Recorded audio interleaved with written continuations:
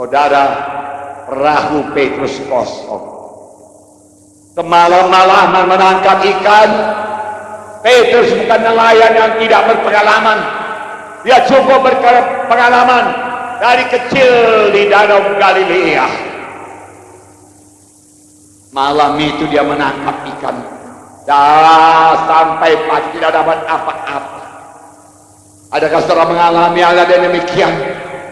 Keterpurukan dalam bisnis saudara. Jangan putus asa, saya katakan kepada saudara. Jangan anggap saudara terus gagal. Bangkit dari kegagalan saudara. Sekali gagal, apapun usaha saudara, bukan terus gagal. Saudara gagal kalau saudara kerjakan sendiri. Saudara mau berhasil, kerjalah, bekerja samalah dengan Tuhan Yesus. Patuhilah firman Tuhan, praktekkan iman saudara. Amin. Saudara yang kekasih dalam nama Yesus, bangkit dari kegagalan, bangkit dari kemiskinan. Tuhan cinta kepada manusia ini. Tuhan tidak mau manusia jadi miskin. Jangan katakan Tuhan menetapkan saya jadi miskin. Manusia ini anak Tuhan, ciptaan Tuhan. Saya ini seorang bapa yang tidak begitu suci, bahkan tidak begitu rohani. Namun saya tidak suka anak saya miskin. Saya tidak suka anak saya kekurangan. Saya tidak suka anak saya berpakaian tidak layak. Tidak suka. Kalau kamu yang jahat tahu memberikan pemberian yang baik kepada anak-anakmu, firman Tuhan berkata, apalagi Bapa di sorga, Dia akan memberikan pemberian yang lebih baik kepada anak-anaknya, termasuk saya, termasuk anak-anak saya, termasuk kita semua di sini. Oh, beri tempat bagi Yesus. Beri tepuk tangan. Kita mau mengerjakan perkara yang besar. Kenapa firman Tuhan? Petrus mendayung perahunya ke pantai. Hari masih subuh, kosong perahu.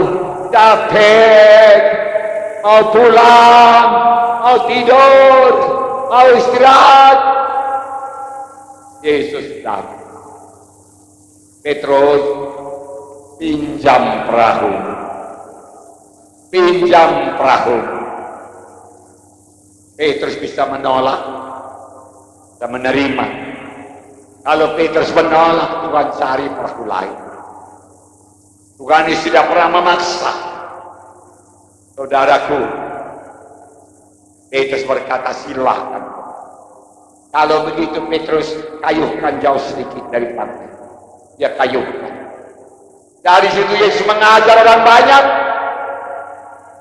Jalan keselamatan, keampunan, kelepasan dari dosa, menang atas setan, membuat hidup yang kekal dan lain sebagainya. Kemudian Yesus memperhatikan Petrus, mukanya muram. Tuhan Yesus memperhatikan perahu Petrus kosong. Saudara, Tuhan lihat, Tuhan perhatikan, dan Tuhan mau memberkati. Haleluya! Maukah saudara menerima berkat Tuhan? Praktekkan iman saudara. Beri Yesus tempat dalam perahu saudara. Berkorban buat pelayanan penginjilan. Amin. Di tempatnya Petrus, aburkan jalan. Akal Petrus, nelayan yang berpengalaman, berkata, aku nelayan dari kecil di sini Tuhan. Aku pengalaman, aku tahu seluk-beluk, lubuk-lubuk Danau Galilea, aku tahu semua. Gak ada ikannya di sini. Tuhan, lagi ini hari siang, tidak waktunya menebar jalan. Danau Galilea jernih dan ikan-ikan pada lari. Tetapi Tuhan, karena Engkau mengatakannya, oh Tuhan Yesus, aku patuh kepadamu. Aku tidak mau mengikuti jalan pikiranku yang picik. Ini dia Tuhan, ku taburkan jala. Dia taburkan jala, kemudian dia tarik. Jalanya tidak sanggup menarik ikan yang begitu banyak. Dia tarik terus, dia ambil ikan, masukkan perahu, penuh perahunya. Dia panggil perahu yang lain, ini ikan terima. Penuh lagi, dia bangun perahu yang lain, ini ikan terima. Memenuhi beberapa perahu karena mematuhi Yesus, karena beriman. Haleluya. Tanpa iman mustahil. Hanya orang berdoa, berkati aku Tuhan, berkati aku dengan berkelimpahan. Bukankah Petrus engkau berkati? Bukankah Abraham engkau berkati? Semua mereka diberkati karena mereka mempraktekkan iman.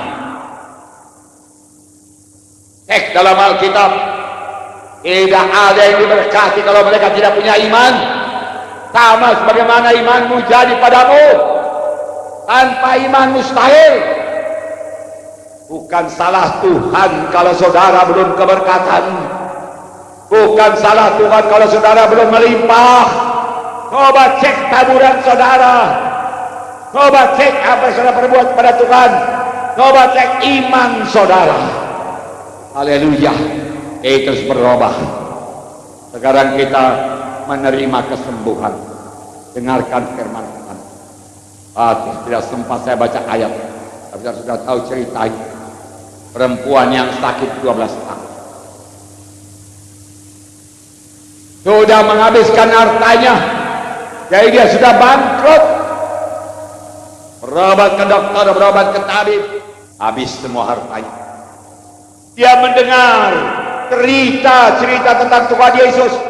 Saudaraku, dia dengar cerita tentang Yesus. Berita-berita tentang Tuhan Yesus yang berkata, semalam aku lihat orang buta disembuhkan Tuhan Yesus. Oh iya, aku melihat orang kusta lagi sembuh. 10 orang kusta benar-benar sembuh. Tuhan berkata, tunjukkan dirimu kepada imam-imam. Lalu dia pergi, lalu dia sembuh. Dia katakan, sembuh. Dia katakan sembuh. Kalau dia bertemu dengan Tuhan Yesus, dia mulai mempraktekkan imannya dengan sukacita. Kalau begitu aku sembuh. Oh, Tuhan sudah berubah, Tuhan sudah berkuasa, aku sembuh. Firman Tuhan berkata, dia Jehovah Rafa, maka aku sembuh. Aku perlu datang pada Yesus. Kalau aku jamah saja, aku pasti sembuh. Tidak jadi aku mati walau aku sudah bangkrut, walau aku sudah lemas. Tidak jadi aku mati, aku sembuh. Dia cari Yesus. Kelihatan Yesus dari jauh, dikerumuni orang. Saudaraku, perempuan yang sakit pendarahan pada waktu itu tidak boleh dekat kepada laki-laki. Dia harus berkata, najis. Minggir kalian. Tapi dia tidak peduli lagi. Yang perlu kujamah jubah Yesus. Dia berangkat dengan sukacita. Dia berpindah dengan sukacita. Seolah-olah dia sudah sembuh. Pasti sembuh. Itu imannya tidak pernah gagal. Dan dia jamah jubah Yesus. Ketika itu juga dia sembuh. Dan Tuhan Yesus berkata, hai anakku, imanmu telah menyembuhkan engkau. Hai anakku, imanmu telah menyembuhkan engkau. Banyak orang menyenggol-nyenggol Tuhan Yesus, berdesak-desakan dekat Tuhan Yesus, tapi tidak sembuh karena tidak punya iman.